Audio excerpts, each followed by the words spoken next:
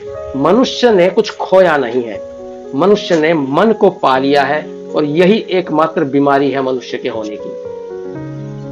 मनुष्य पूरी तरह से यहां नहीं है, वो अतीत को ढोते हुए चलता है। उसके अस्तित्व का एक भाग अतीत में संलग्न रहता है और उस अतीत से जो है ही नहीं, जो कभी हुआ, जो हुआ था कभी, अब वो है ही नहीं, वो कभी हो नहीं सकता दोबारा, वो चला गया, मर चुका है, समाप्त हो चुका है। और जब उस अतीत की कोई कल्पना करता है तो भविष्य की, फिर वो भविष्य में चला जाता है। अतीत को सोच के भविष्य की कल्पना करता रहता है मनुष्य। इसलिए अस्तित्व का एक बड़ा भाग भविष्य में संलग्न हो जाता है। उस भविष्य, वो भविष्य जो अभी आया ही नहीं है, जो अभी हुआ ही नहीं है, जो हो ही नहीं सकता अभी।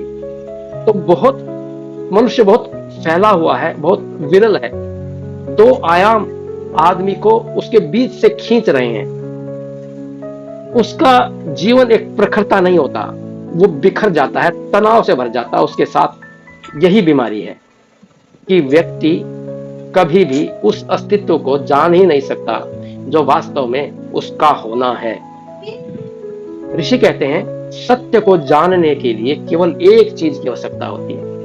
किस चीज की आवश्यकता होती है? ऋषि कहते हैं केवल प्रखरता की, समग्र प्रखरता की।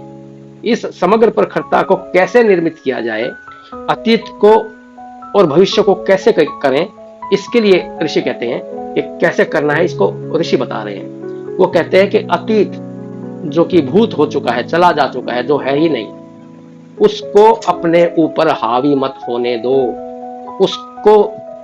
उसको ऊर्जा मत दो। क्योंकि तुम जब पुरानी बातों को याद करते हो, उसमें जब खो जाते हो, तो तुम उसको ऊर्जा दे रहे हो। इसलिए अतीत को यानी भूतकाल को आप किसी भी बात के लिए ऊर्जा मत दो। अगर अतीत खराब था तो जाने दो, अतीत अच्छा था तो भी जाने दो, क्योंकि वहां कुछ भी नहीं है इस समय। और कहते हैं ऋषि कि भविष्य को भी ऊर्जा मत दो, भविष्य को भी छोड़ दो, भविष्य का भी तुम्हारे से कोई नाता नहीं है, क्योंकि भविष्य तुम्हारी कल्पना के अतिरिक्त और कहीं भी नहीं है। यदि तुम इन दोनों पे चिपटे रहोगे तो मन तुम्हारे ऊपर सदा सदा के लिए हावी रहेगा। मन कभी तुम्हें छोड़ेगा नहीं, और मन ही एकमात्र चीज है जो तुम्हें मार डालेगी।